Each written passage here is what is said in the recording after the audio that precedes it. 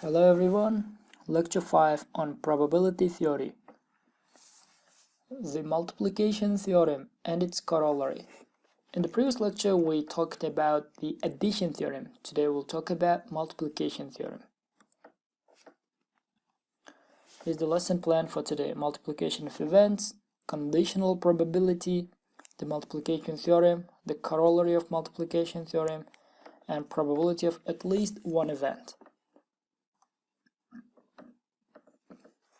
The product of two events, A and B, is called the AB event, which consists in the joint appearance of these events. For example, if A is a standard board, B is a painted board, then AB is a standard board and it's painted. The product of several events is called an event consisting in joint appearance of all these events. For example, if A, B, C, the appearance of the tails respectively in the first, second, and third coin flipping, then ABC, the appearance of the tails in all three trials. The conditional probability, PAB, is the probability of event B calculated under the assumption that event A has already occurred. By definition, is equals to P of AB divided by PA, which is the joint occurrence of the events AB divided by A. It means the probability of event B under the assumption that event A has already occurred. The box contains 3 white and 3 black balls. One ball is taken out of the box twice without returning them back. You want to take one ball and then another ball.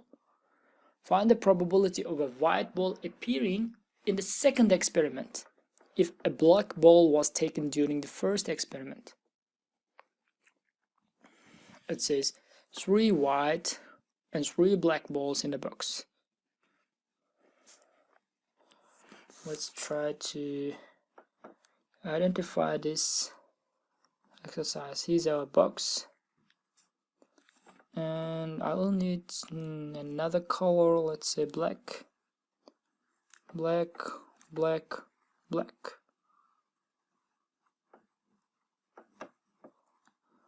Black balls. Let's use maybe this color for white ball. No, lighter one. This one for white balls. These are white balls. 3 white and 3 black balls. So we have total 6 balls here. Total number of balls 6, and equals to 6. It says one ball is taken out from the box. Taken out from the box. It's now there. And then another one. It's randomly. We don't know. And we need to find the probability of a white ball appearing in the second experiment if a black ball was taken during the first experiment. After the first experiment, there are 5 balls left in the box, of which 3 are white. So the second conditional probability is equals to 3 over 5. The same result can be obtained by the formula just now we saw there. Indeed, the probability of a white ball appearing on the first trial is 1 over 2. Let us find the probability that a black ball will appear in the first trial and a white one in the second. The total number of outcomes, the joint appearance of 2 balls, no matter what color, is equal to the number of arrangements, which is 30. It means we have 30 ways to extract 2 balls from the box. From this number of outcomes, the event AB is favored by 3 times 3 ways, which is 9 outcomes. Consequently, it's equals to 3 over 10. When we multiply that, we'll get 3 over 10. And probability of the joint events divided by probability of event A, which is 3 over 10 divided by 1 over 2, gives us 3 over 5. We don't need the letter probability here. As you can see, we got the previous result.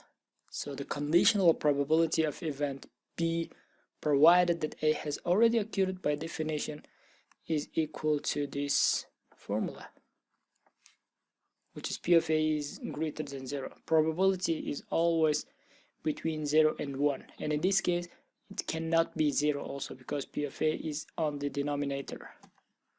The multiplication theorem. The probability of two events occurring together is equal to the product of the probability of one of them by the conditional probability of the other, calculated under the assumption that the first event has already occurred. So from the above formula we can calculate this one also, because you saw there P of A B equals to P of A B divided by P of A from here.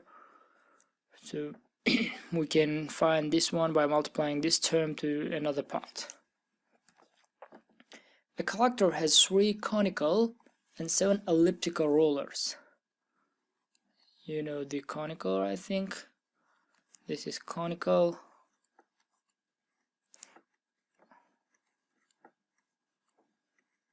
And elliptical.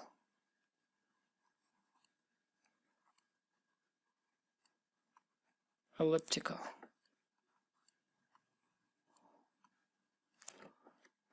This is like n1 equals to 3. These are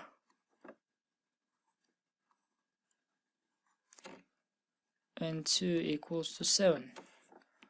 n1 plus n2 equals to 3 plus 10 equals to 10. Find the probability that the first of the taken rolls is conical and the second is elliptical. We need to find the probability. If I take a roller, the first time it will be conical, and then second time it will be elliptical. Probability. So the probability that the first roller will be conical is 3 over 10, because we just have 3 conical rollers, and there are 10 rollers in the box. The probability that the second roll is elliptical, calculated on the assumption that the first roll is conical, it's conditional probability of event B, which is 7 over 9. We have 7 elliptical rollers, but total number of rollers is 9 now, because we just got 1 conical out of the box. By the multiplication theorem, the desired probability equals to 7 over 30. Note that while retaining the notation easy to find, P of B equals to 7 over 10 and 3 over 9, which is 7 over 30, that illustrates equality. There are 5 white, 4 black and 3 blue balls in the urn. Each test consists in removing 1 ball at random without returning it back. Find the probability that at the first test a white ball will appear, at the second a black, and the third a blue ball will appear.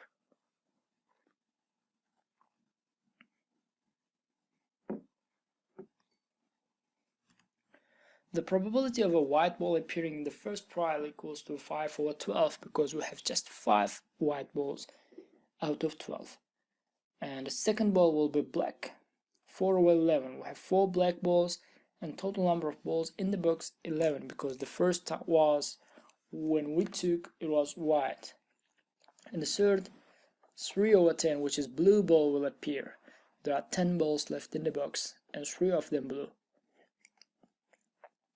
According to the multiplication theorem, we have to multiply all these probabilities in order to get 1 over 22, which is the probability of these 3 events occurring. Independent event. An event B is called independent from event A if the occurrence of the event A does not change the probability of the event B. If the conditional probability of an event B is equal to its unconditional probability.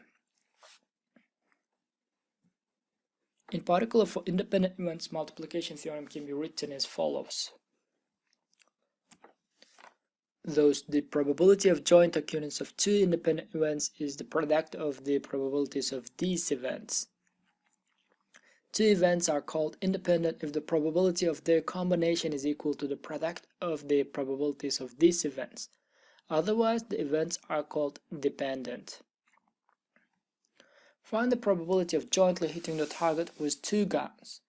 If the probability of hitting the target with the first gun is 0.8 and the second is 0.7. So the solution according to multiplication theorem 0.56. Now the corollary of multiplication theorem.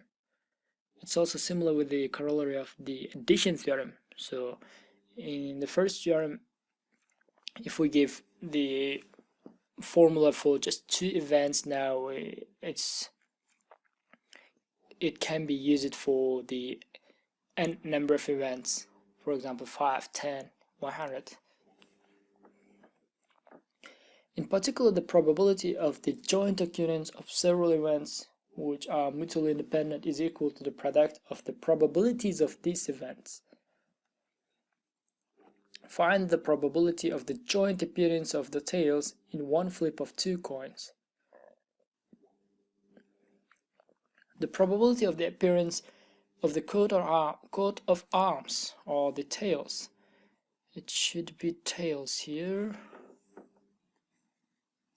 Tails.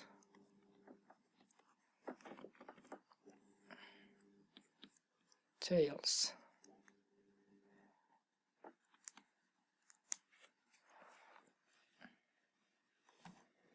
Events A and B are independent, so the desired probability by the multiplication theorem is 1/4.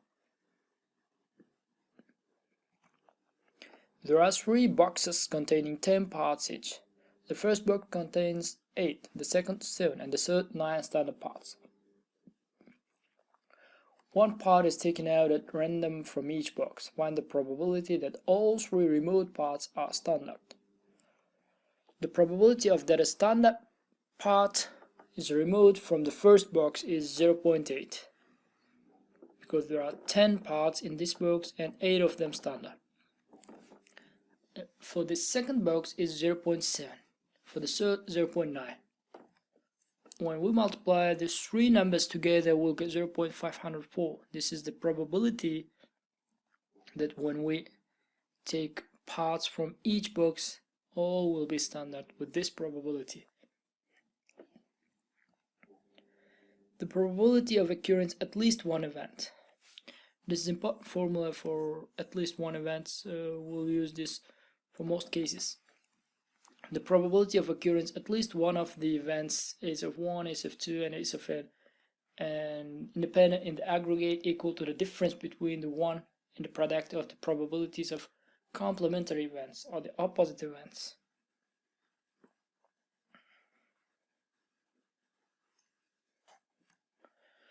The probabilities of hitting a target by firing of the 3 guns are 0.8, 0.7, 0.9. Find the probability of at least one hit with one volley from all guns. The probability of hitting the target by each of the guns does not depend on the results of firing from other guns. Therefore, the events under consideration, ace of 1, ace of 2, and ace of 3 are independent. Probabilities of events opposite ace of 1, ace of 2, and ace of 3 events respectively calculated.